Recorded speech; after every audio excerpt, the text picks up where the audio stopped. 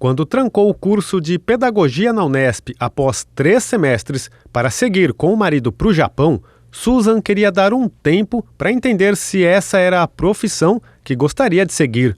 O plano era ficarem 1 ano por lá, juntarem dinheiro e retornarem. A pandemia veio e prolongou a jornada asiática. E foi por lá mesmo que nasceu a Yuna. Com certeza não estava no plano, né? Mas acontece, né? A vida é uma caixinha de surpresa. Mas assim, a gente vendo, conversando assim com as famílias, com os familiares, né, do que a gente pode fazer, pedindo conselho, assim, ainda acaba dando tudo certo, né? Então foi uma correria, mas a gente estava meio que preparado, assim, planejado, assim, de como a gente poderia estar fazendo as coisas, né, com a rotina nova. Mas é só vivenciando mesmo que a gente vai conseguir, a gente consegue mesmo como é que vai ser, né? De volta a Bauru, foram morar com os sogros dela. Uma decisão para facilitar na nova rotina.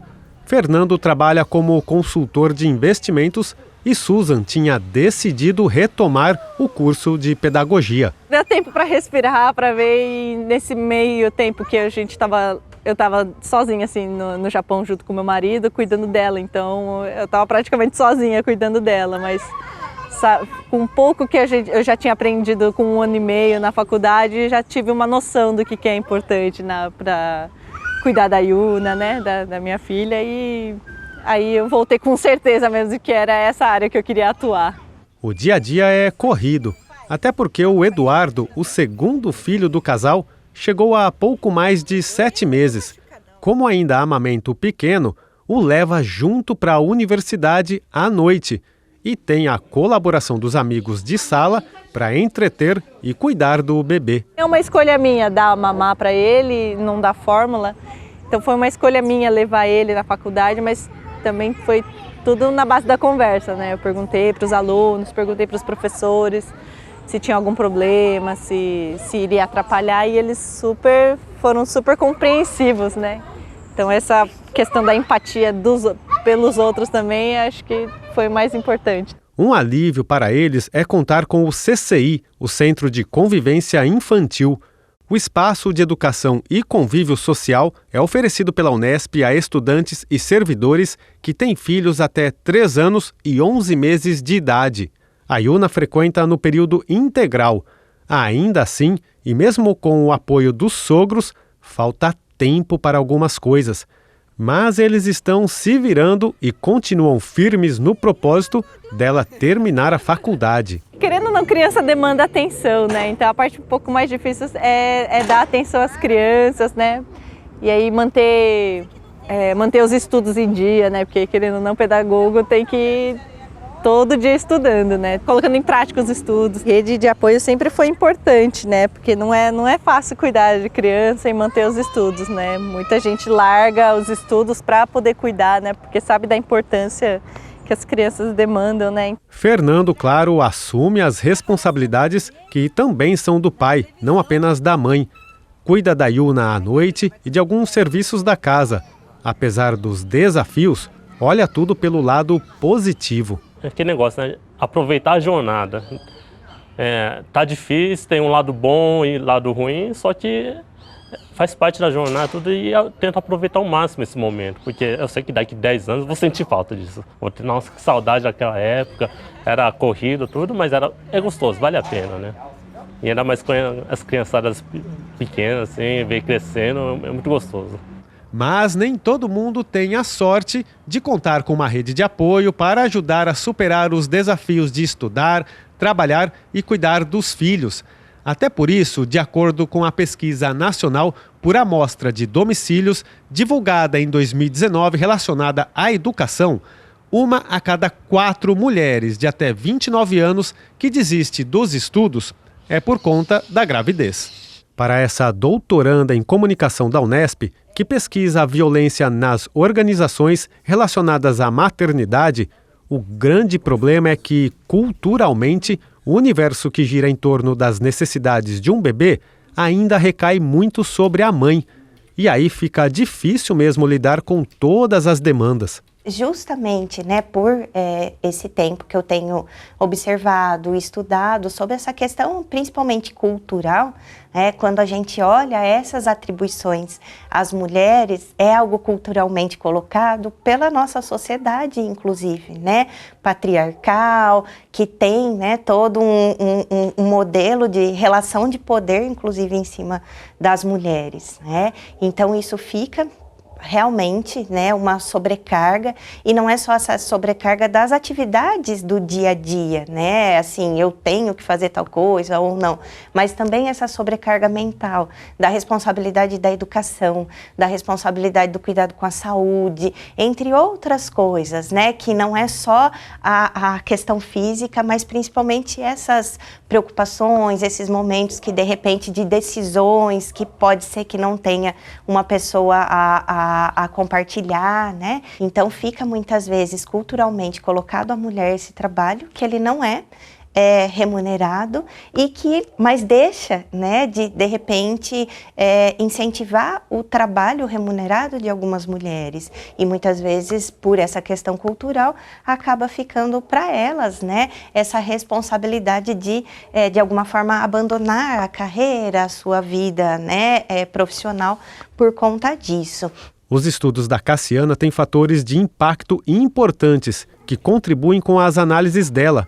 Ela faz pós-graduação, trabalha, dá aula e há pouco menos de 2 anos é mãe do Joaquim, que chegou em meio ao doutorado. Quando eu fiquei grávida do Joaquim, eu estava indo para o 2º ano do doutorado, né? E o Joaquim foi muito planejado. Antes até dele nascer, eu tive uma perda de uma gestação, então também durante o doutorado que isso aconteceu, então foi assim, um período bem atípico, né? A gente estava também em pandemia, então foi um momento bastante difícil. E eu tive muito acolhimento dos amigos, dos professores, e isso foi, assim, muito fortalecedor, principalmente nesse momento da pandemia e dessa perda gestacional. Por isso, além de pesquisar sobre o tema maternidade, universidade e mercado de trabalho, Cassiana vivencia esses desafios. E tudo isso sem ter a tal rede de apoio dos familiares, já que ninguém mora em Bauru. Por aqui, são só ela, Emílio, o marido, e o Joaquim. Eu falo que hoje eu vivo a minha pesquisa. Eu estou mais vivendo a pesquisa ultimamente do que propriamente escrevendo, né? Então estou na fase de qualificação e tudo mais, mas eu tenho vivido muito.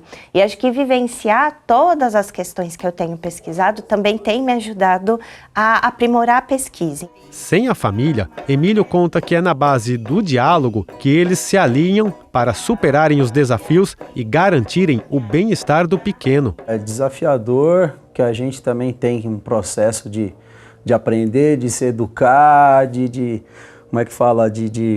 ajeitar as coisas da casa, ajeitar as coisas, né, de trabalho, nova agenda e a gente sem apoio aqui também, né, então a gente tem que estar bem alinhado, né, tem que estar sempre conversando, sempre acertando. Então esse acho que é o desafio maior, assim, principalmente a gente que é uma família que vai para o campo de trabalho, tanto ela quanto eu, então acho que a gente tem que estar sempre alinhando, conversando, para a agenda estar bem afinada, né? Para a gente conseguir dar conta de tudo, não sobrecarregar ninguém, né? E assim como no caso da Susan e do Fernando, Cassiana e Emílio têm no CCI da Unesp um ponto de apoio importante. A partir do começo desse ano, a gente conseguiu inserir numa rede de apoio muito importante também, que é a escola, e com isso a gente consegue também distribuir um pouco mais as nossas atividades. É claro que assim, a gente nem quer que a nossa rotina seja como antes, porque ela não vai ser, isso a gente sabe.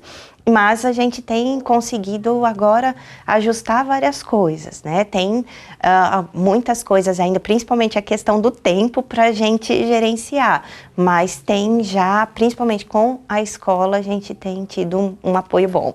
Na visão dela, para que os caminhos das mulheres mães que estudam ou trabalham, ou os dois, sejam mais leves, é essencial que as organizações, além de cumprirem os direitos já garantidos por lei, modifiquem aspectos culturais e repensem o que mais podem fazer por elas. O que eu penso, né? Não só com relação à universidade, mas talvez com relação a empresas e principalmente a políticas públicas, né?